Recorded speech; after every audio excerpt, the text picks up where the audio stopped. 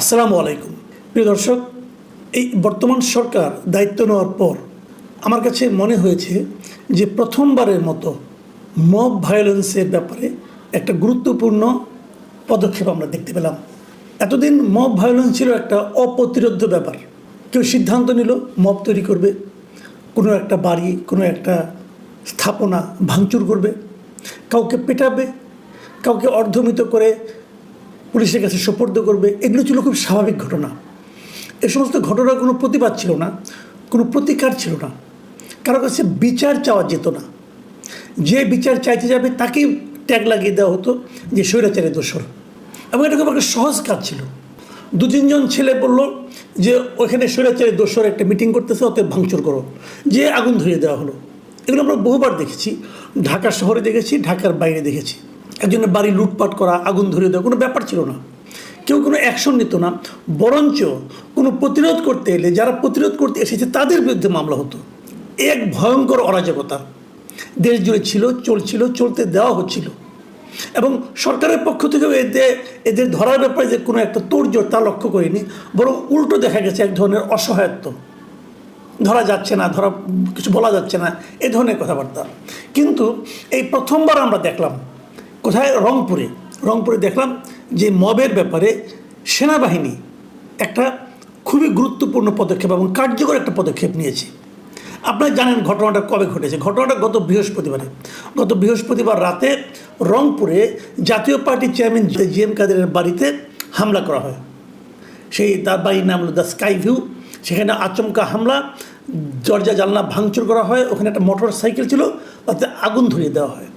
এবং এই ঘটনাটার ঘোষণা দিয়ে কিন্তু হয়েছে তারা সেটা করবে। কেন জিএম কাদের রংপুরে এলো এটা নিয়ে তাদেরকে আসতে দেওয়া হবে না, এটা কোন আইনে পরে কেউ জানে না, কেউ কিছু বলতে পারবে না। জিএম কাদেরকে স্বৈরাচারের দোসর হিসেবে আখ্যায়িত করে তার বাড়িতে হামলাটা চালানো হলো। এর সঙ্গে বিএনপিও জড়িত ছিল বলে কেউ বলছে। বৈষম্য বিরোধী ছাত্র আন্দোলনের কিছু নেতা ছিল বলে বলা হচ্ছে। এখানে এটা একটা ভিডিও ফুটেজ পাওয়া গেছে। তো এই ভিডিও ফুটেজগুলো দেখে টেখে শনিবার দিন ওখানকার যে সেনাবাহিনী আছে, সেই সেনাবাহিনী বৈষম্য বিরোধী ছাত্র আন্দোলনের দুই নেতাকে, মহানগরের আহ্বায়ক ইমতিয়াজ আহমেদ ইমতি এবং জেলা আহ্বায়ক ইমরান আহমেদকে পায়রা চত্বরে ডেকে নিয়ে যায়। ডেকে নিয়ে তাকে জিজ্ঞাসাবাদ করে যে কেন এই ঘটনাটা ঘটলো, কে ঘটিয়েছে, এগুলো জিজ্ঞাসাবাদ করে। এই কথা শুনে আবার রাত 1:30টার দিকে নাগরিক পার্টি এনসিপির উত্তরাঞ্চলের যে মুখ্য সংগঠক সার্জিস আলম, উনি নিজেই ঘটনাস্থলে হাজির হন। এবং তখন হাজির হলে তাদেরকে ওই ভিডিওর ছবিগুলি দেখিয়ে সেনাবাহিনী বলে যারা এই কাজগুলি করেছে তাদের ধরিয়ে দেওয়ার ক্ষেত্রে আপনারা সহযোগিতা করেন। এরপর শুক্র এবং শনিবার 2 দিনই থানায় কোনো মামলা হয়নি। মামলা করতে দুই পক্ষই গিয়েছিল। জাতীয় পার্টি গিয়েছিল, তারা ওই ছাত্রদের কয়েকজনকে আসামি করে মামলা করতে চেয়েছিল, থানা মামলা নেয়নি। উল্টো আবার ছাত্রদের বৈষম্যবিরোধী আন্দোলন যারা আছে তারাও আবার জাতীয় পার্টির মূল নেতা জিএম কাদের, ওখানকার মেয়র, যে সাবেক মেয়র, এদের সবাইকে আসামি করে তারাও একটা মামলা করতে গিয়েছিল, সেই মামলাও নেওয়া হয়নি। রবিবার দিন অবশ্য 2 দিন পর, ঘটনা 2 দিন পর দুই পক্ষের মামলায় পুলিশ নিয়েছে। আচ্ছা, এই যে নিল, তারপর কি দেখলাম আমরা? রবিবার দিন সন্ধ্যায় একটা জিনিস আমরা লক্ষ্য করলাম, সেটা হলো সার্জিস আলম একটা ফেসবুকে স্ট্যাটাস দিল, বিশাল একটা স্ট্যাটাস। সেই স্ট্যাটাসের শিরোনাম কি? রংপুর ও আওয়ামী লীগের বি টিম জাতীয় পার্টি ইস্যু। মানে পুরো ঘটনাটাকে সে তার মতো করে বর্ণনা করে সে ফেসবুকে একটা স্ট্যাটাস দিল। এবং সেই স্ট্যাটাসে কিন্তু উনি উনাদের কর্মকাণ্ডের এক ধরনের সাফাই গাওয়া শুরু করলেন। এবং এক পর্যায়ে তিনি বললেন, তিনি যা লিখেছেন, লেখাটা আপনারা শুনুন উনি কী বললেন। উনি বললেন, জিএম কাদেরের বাড়ির পুরনো বাইক আর সামান্য আগুন নিয়ে যাদের এত চিন্তা, তারা বিগত 9 মাসে আওয়ামী সন্ত্রাসী খুনিদের ধরতে কয়েকটা অভিযান চালিয়েছে, কতজনকে গ্রেপ্তার করেছে। এই যে কথাটা উনি লিখলেন, এই লেখাটার মূল লক্ষ্যটাকে সেনাবাহিনী, মানে যে সেনাবাহিনী ওই ঘটনার দায়ী ব্যক্তিদের ধরার জন্য ভিডিও ছবি দেখিয়ে তাদের কাছে সাহায্য চেয়েছেন এবং আগের রাতে যাদের সঙ্গে সার্জিস আলম দেখা করেছেন, কথা বলেছেন, তাদেরকে উদ্দেশ্য করে কিন্তু সার্জিস আলমের এই লেখা। তার মানে সেনাবাহিনী যে ওই লোকজনকে ধরতে চেয়েছেন, এটা সার্জিস আলমের পছন্দ হয়নি। উল্টো উনি বলছেন যে জিএম কাদেরের বাড়িতে এই সামান্য আগুন, মানে একটা বাইক কিন্তু পড়ে গেছে, কিন্তু সামান্য আগুন তার কাছে মনে হয়েছে। এই সামান্য আগুনের জন্য ওনারা আসামি ধরতে যাচ্ছেন, এরা এতদিন কিছু করেন নাই কেন? তার মানে এতদিন কিছু করেননি, মানে সাজিদ সালামের অভিযোগ দিয়ে সত্য হয়, তাহলে কি উনি পরে আর কিছু করতে পারবেন না? এই জায়গাটাতে কিন্তু সাজিদ সালামের এই বক্তব্যটা আমার কাছে খুবই খুবই আপত্তিকর মনে হয়েছে। এবং শেষ দিকে যেটা বলেছেন যে বাংলাদেশ সেনাবাহিনীকে আমরা এখনও যথেষ্ট সম্মানের জায়গায় রাখি, মানে এখনও, মানে এরপরে নাও রাখতে পারি, আমরা এখনও যথেষ্ট সম্মানের জায়গা রাখি, কিন্তু ফ্যাসিবাদ বিরোধী লড়াইয়ে তাদেরও স্পষ্ট অবস্থান এবং কার্যক্রম আমরা দেখতে চাই। আমার কাছে না সাজিদ সালামের এই কথাগুলির মধ্যে এক ধরনের অধ্যত্ব আমি টের পাই। উনি নিজেদেরকে কী মনে করেন সেটাই বুঝতে পারেন। উনি একটা পলিটিক্যাল পার্টির একটা লিডার, উনি এইভাবে কথা বলতে পারেন কি না? ফ্যাসিবাদ বিরোধী আন্দোলনটা কে করেছে? উনি একা করেছেন, আর কেউ করেনি। এদের সমস্যা হচ্ছে একটাই, এরা পুরো আন্দোলনটাকে নিজেদের সম্পত্তি হিসেবে বিবেচনা করা শুরু করেছে। তারা নিজেদেরকে অথরিটি ভাবতে শুরু করেছে। তারা যেন বলতে চায় যে ওনারা যেটা বলবেন ওইটাই হলো আন্দোলন, আর বাদ বাকি কেউ আন্দোলন কিছু বোঝে না। সেনাবাহিনীর কী ভূমিকা ছিল এই আন্দোলনে এটা তো আমরা দেখেছি, ওনাদের কী ভূমিকা ছিল সেটাও দেখেছি। ব্যক্তিগতভাবে সাজিদ সালামের কী ভূমিকা ছিল সেটা তো ফেসবুকে গেলে অথবা সোশ্যাল মিডিয়ায় গেলে সবাই দেখে। বঙ্গবন্ধুকে নিয়ে ওনার সেই জ্বালাময়ী ভাষণ, এটা সবাই জানে। হলের সামনে দাঁড়িয়ে উনি তার ছবি টবি এগুলো সবাই জানে। বঙ্গবন্ধুর ছবির সামনে দাঁড়িয়ে এগুলো কে দেখেনি? সবই আমরা জানি। এখন উনি অথরিটি হয়ে গেছেন, এত ভালো না রে ভাই।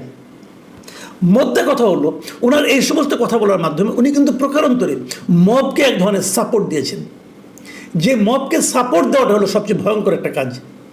আপনাদের মনে আছে কয়েকদিন আগে সেনা কর্মকর্তাদের সঙ্গে আপনার সেনাপ্রধানের একটা যে বৈঠক ছিল, সেই বৈঠকে যতটুকু খবর আমরা বাইরে পেয়েছিলাম, বিভিন্ন মাধ্যম থেকে এসেছিল, সেখানে কিন্তু মবের বিরুদ্ধে সেনাপ্রধানের একটা দৃঢ় একটা প্রতিজ্ঞার কথা প্রকাশিত হয়েছিল এবং উনি বলেছিলেন আর কোনো মব আমরা দেখতে চাই না। এবং আপনি এটাও জানেন যে সেনাবাহিনী এখন একজনের ম্যাজিস্ট্রেসি পাওয়ার আছে, তারা কিন্তু এই অ্যাকশনগুলোকে করতে পারে। ম্যাজিস্ট্রেসি পাওয়ার তাদের অনেক আগেই দেওয়া হয়েছিল। কেন তারা এতদিন মবের বিরুদ্ধে অ্যাক্টিভ হয়নি সেটা কিন্তু একটা রহস্যজনক ব্যাপার। এবং আমি এই বিবেচনার ওই মবের বিরুদ্ধে অ্যাক্টিভ না হওয়ার কারণে আমি কিন্তু ওই সময়ের সেনাবাহিনীর কার্যক্রমের সমালোচনা করি। তাদের উচিত ছিল, তাদের ম্যাজিস্ট্রেসি পাওয়ার দেওয়া হয়েছিল কেন? ব্যবহার করার জন্য নাকি নিয়ে ওই চুপচাপ বসে থাকার জন্য? তারা কোথাও ব্যবহার করেছিল আমি খুব একটা দেখিনি অথবা শুনিনি, অন্ততপক্ষে মবের বিরুদ্ধে ব্যবহার করেইনি। এই প্রথম আমি দেখলাম যে তারা মবের বিরুদ্ধে সোচ্চার হলেন এবং অ্যাক্টিভ হলেন। এবং আমি রংপুর স্টেডিয়ামে অবস্থিত যে সেনাবাহিনীর যে ক্যাম্প আছে, তার 72 পদাতিক ব্রিগেডের যে commander brigadier general Humayun Kaiyum, এই ভদ্রলোককে আমি অবশ্যই ধন্যবাদ দেব যে উনি এই ঘটনাকে কেন্দ্র করে অত্যন্ত শক্ত অবস্থানে ছিলেন এবং থাকার কারণে ওনারা কিন্তু সাংবাদিকদেরকে পরে ওদের সবার সঙ্গে বৈঠক করেছেন, বিএনপির সঙ্গে বৈঠক করেছেন, ছাত্রদের সঙ্গে বৈঠক করেছেন উনি। এবং বৈঠক করার পর উনি পরে সাংবাদিকদেরকে রোববার রাত্রেবেলা ব্রিফ করেছেন এবং ব্রিফ করে উনি যে কথাগুলি বলেছেন সেই জিনিসটা আমার কাছে খুবই গঠনমূলক কিন্তু কঠোর অবস্থান বলে মনে হয়েছে। উনি বলেছেন যে আওয়ামী লীগ, বিএনপি এবং এনসিপি লোকেরা তারা এখানে এসেছে, আমাদের সঙ্গে আলোচনা করেছে এবং তারা কী বলেছে উনি বলেছেন, শুনুন কী বলেছেন। উনি বলেছেন আমরা আনন্দিত এনসিপি ও বিএনপির প্রতিনিধিরা স্বতঃপ্রণোদিত হয়ে এখানে এসেছেন। তাদের যেসব কর্মী ও সহযোদ্ধা আবেগে হোক বা যে কোনো কারণেই হোক আইন নিজের হাতে তুলে নেওয়ার চেষ্টা করেছিলেন, কিছু কর্মকাণ্ড করেছিলেন, আমরা তাদের চিহ্নিত করার সুযোগ দিয়েছিলাম। তারা নিজে থেকে এসেছেন, তারা এরকম আর কিছু করবেন না ভবিষ্যতে। আমরা আশা করব তারা তাদের রাজনৈতিক কর্মকাণ্ড যেটা নিয়মের মধ্যে পড়ে সেভাবে চালিয়ে যাবেন, কিন্তু কোনো ধরনের ভাঙচুর, কোনো কিছু নষ্ট করা, মবের মাধ্যমে অন্যায়ভাবে বাধা সৃষ্টি করা, এসব কর্মকাণ্ড শুধু রংপুরে কেন বাংলাদেশের কোথাও করার সুযোগ নেই। এই কথাটা আমি মনে করি ইম্পর্টেন্ট। মব করা যাবে না। আপনি ইচ্ছা হলো একজনকে ট্যাগ দিয়ে তাকে আপনি ভাঙচুর করবেন, এটা পারবেন না ভাই। আপনি এনসিপি হন, বৈষম্যবিরোধী ছাত্র আন্দোলনী হন, আর বিএনপি হন, আর ছাত্রদলই হন, পারবেন না। আপনাকে আইন এই এখতিয়ার দেয়নি। কাজেই আমি মনে করি আগামীতে তারা মব করার চেষ্টা করবে, জনগণের উচিত হবে সেটাকে প্রতিরোধ করে তাদেরকে নিয়ে সেনাবাহিনীর হাতে তুলে দেওয়া। এবং সেনাবাহিনী এই ভূমিকা কেবল রংপুরেই নয়, কেবল 72 পদাতিক ব্রিগেডেই নয়, আমি অন্য অন্য সকল জায়গায় যেখানে যেখানে সেনাবাহিনী আছে তাদের কাছ থেকে আমরা এ ধরনের কঠোর অবস্থান দেখতে চাই। আমি মনে করি ভাই আগামীতে একটা নির্বাচন হতে পারে, নির্বাচনে যে ইলেকশনে জিতবে সে জিতবে, কোনো সমস্যা নেই, জনগণ যাকে ভোট দেবে তারা ক্ষমতায় আসবে, এটা নিয়ে আমার কোনো আপত্তি নাই। কিন্তু তার আগে আপনি গায়ের জোরে আপনি যা ইচ্ছা তাই করবেন, এটা হবে না ভাই। দেশে আইন শৃঙ্খলা প্রতিষ্ঠা করতে হবে। আমাদের স্বরাষ্ট্রমন্ত্রী সম্ভবত এখন ঘুমিয়ে আছেন, ওনাকে নিয়ে বেশি কিছু না বলাই ভালো, কিন্তু আমি সেনাবাহিনীকে অনুরোধ করব কে ঘুমাচ্ছে আর কে ঘুমাচ্ছে না আমরা জানি না, আপনারা যেন জেগে থাকেন। প্রিয় দর্শক, এখন এ পর্যন্তই।